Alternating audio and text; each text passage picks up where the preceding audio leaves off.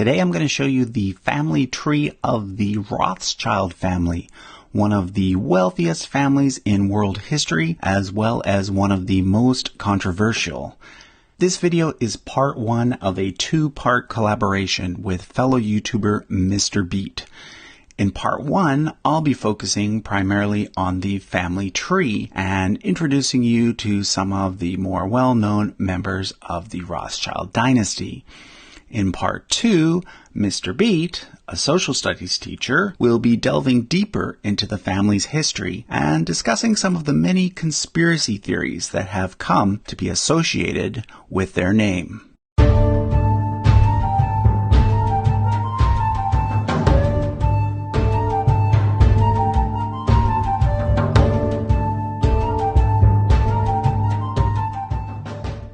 So, first of all, the name Rothschild comes from the German for red shield. It's a reference to the fact that the family originally used a red shield as an identifying mark on their house. Their story begins in Germany with this individual here, Meyer Amschel Rothschild, who was initially a dealer in rare coins and an apprentice banker. However, things really took off for him because of a special relationship he had with a German prince, William IX of Hesse-Kassel. That prince appointed Meyer to be his court Jew. A court Jew was actually an official position in those days. Because Christians were prohibited from certain types of money lending, nobles would often hire a Jew to fulfill this role.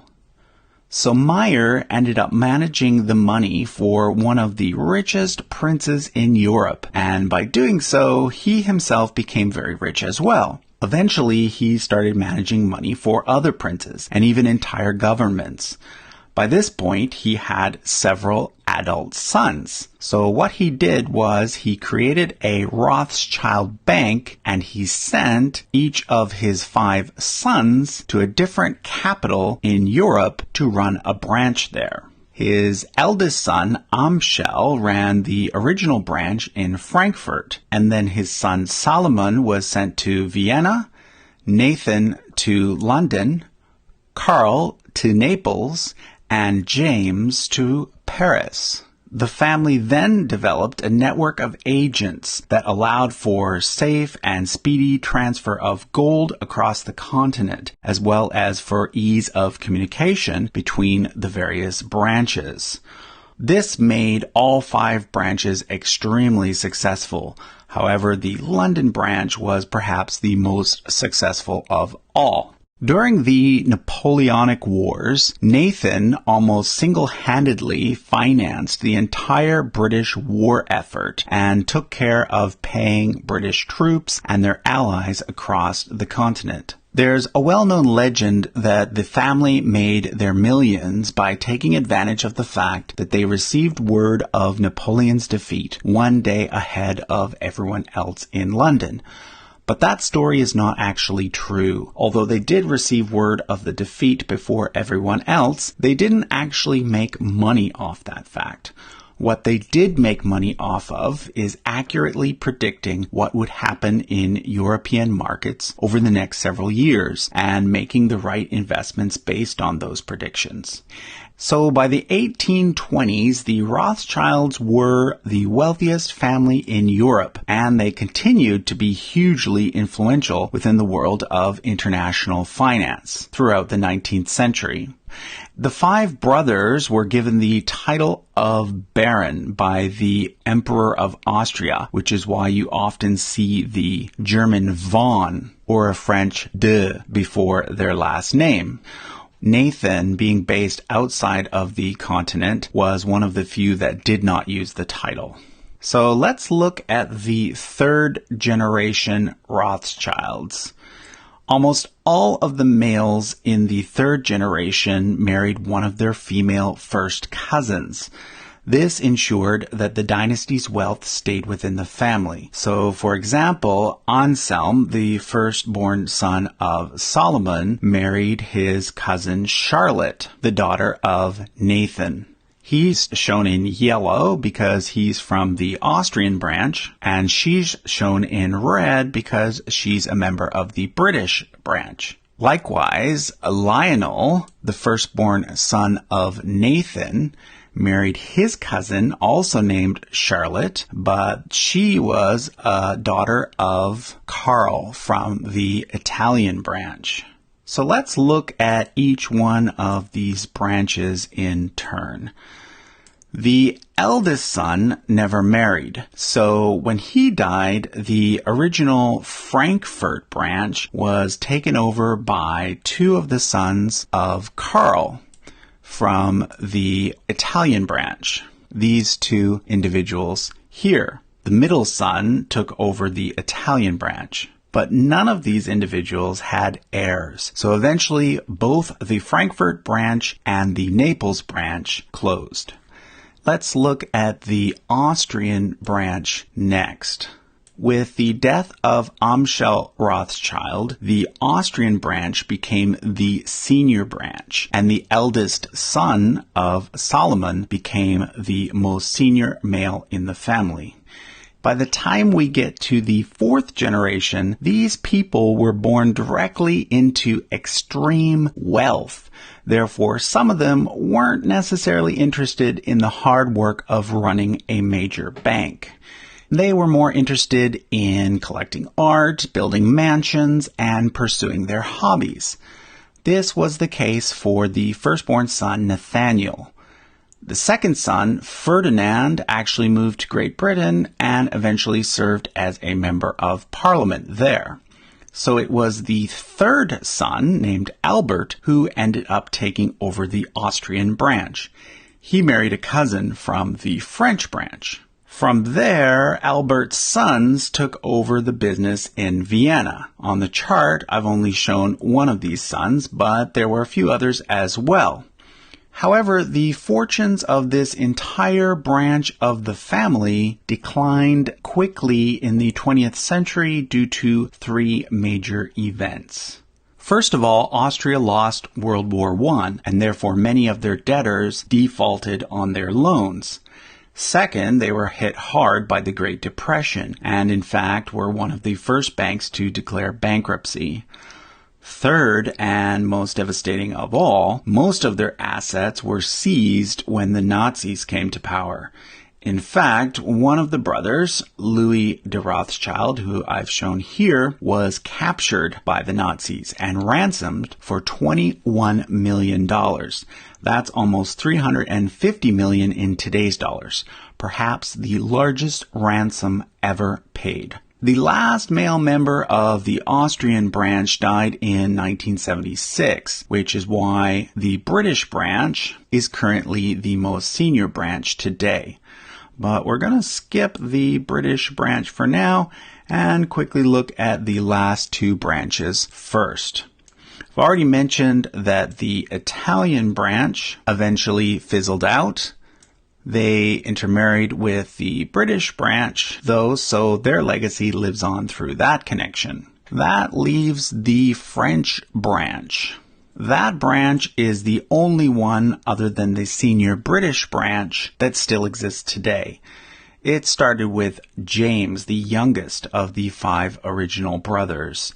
He married his niece, Betty, who was the daughter of his brother Anselm. They had 4 sons, 3 of whom have male line descendants still living today. The third son, Solomon, actually ended up in America. The idea was that he might eventually start a branch there, but Solomon died young and an American branch never did come to exist. The youngest son, Edmund, was a big supporter of the early Zionist movement. Long before the Holocaust and decades before the British occupation of Palestine, Edmund purchased land from the Ottomans and helped fund the first Jewish settlement in what is today the State of Israel. His son James would later bequeath the funds that went on to be used to build the Knesset building in Jerusalem, which today houses the Israeli parliament. However, the main branch of the French family is this one here. It is currently led by David de Rothschild. In 2003, the main Rothschild company in France merged with the main Rothschild company in Britain, with David being made chairman. So in terms of the actual business side of the Rothschild empire, David, this individual here, is kind of the head of the family. He also serves as the chairman of the World Jewish Congress, an international organization based in New York that represents Jewish diplomatic interests across the globe. Okay, I've left the British branch for last because it was the most successful, is currently the senior branch, and it's the branch that people in the English-speaking world are most familiar with. It starts with Nathan Rothschild, third son of Meyer Amschel. As I mentioned earlier, he earned a lot of money for the family's firm in the years following Napoleon's defeat. What's less known, though, is he was also involved in ending slavery in the UK, using millions of dollars to help buy and free slaves. Nathan had 4 sons. 2 of them were engaged in politics as well as finance and served as members of parliament. Initially, Lionel was elected but unable to sit in parliament because he was a Jew. However, laws were changed, and in 1958, he became the first Jew to actually sit in parliament, his brother Meyer and his son Nathan joining him shortly thereafter. I'll also point out this brother here, Anthony. He was the first Rothschild to be granted a British hereditary title. He was made a baronet, which is slightly lower than a baron and meant that he was still a commoner, but it was an important title nonetheless. He did not have any sons, though, so his title passed to his nephew, Nathan. Nathan was later upgraded to the title of Baron, and thus became the first Rothschild to become a member of the British nobility, and also the first Jew to sit in the House of Lords. Nathan, as the senior-most heir of his grandfather Nathan, was also head of the British branch, like his father was before him. He was also involved in funding Cecil Rhodes, founder of Rhodesia and the De Beers Diamond Company. You'll notice here that Nathan married a cousin from the Italian branch of the family. He was followed by his son Walter, who was the second Baron Rothschild. Like his father and grandfather, he too served as a member of Parliament. He is mostly remembered for his association with the Balfour Declaration, which he helped to write and which was presented to him in 1917 by the British Foreign Secretary Arthur Balfour. It was the first official statement by the British government in support of the creation of a national homeland for the Jewish people in Palestine. However, not all of the Rothschilds were Zionists. This cousin here, who also served as an MP, was actually against the creation of a Jewish state, and he created the League of British Jews to oppose it. But back to Walter. Walter had no legitimate children, so the next Baron Rothschild was his nephew, Victor. Victor was a member of MI5 during World War II and was an advisor to many British prime ministers up to and including Margaret Thatcher, although at one point he was suspected to be a Soviet spy. He, however, was cleared of those charges. He was followed by his son Jacob, who is the 4th and current Baron Rothschild, currently also the most senior male member descendant of Meyer Amschel Rothschild. He has a son named Nathaniel, who will one day become the 5th Baron. It is Jacob's face that is often seen in the many conspiracy theory videos about the Rothschilds. Let me point out a few other interesting connections. Jacob has a half-sister who is a Harvard professor and married to Nobel Prize-winning economist Amartya Sen. He also has a half-brother who married into the Guinness family. Yes, the family of beer and Book of Records fame.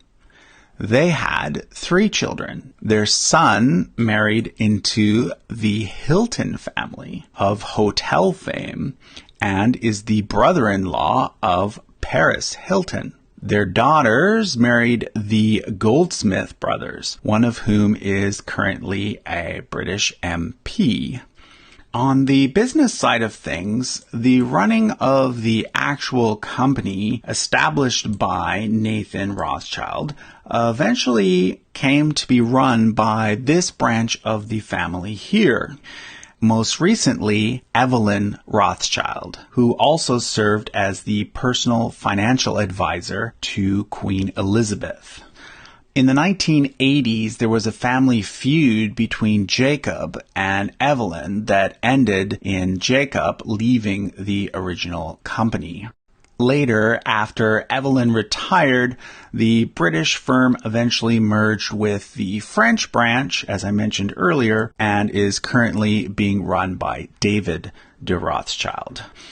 If you go to their website, Rothschild.com, you'll notice that there are links to 2 main Rothschild companies. Rothschild & Co. is that original company started by Nathan, now run by David de Rothschild. Edmond de Rothschild is a company run by a junior part of the French branch and is currently run by Benjamin de Rothschild. You can see that the company name is named after his father. Interestingly, if you do a search on the Forbes list of billionaires, he's the only member of the Rothschild family that you will find. So that was a quick look at the Rothschild dynasty. Are they super rich? Yes, they certainly are. Do they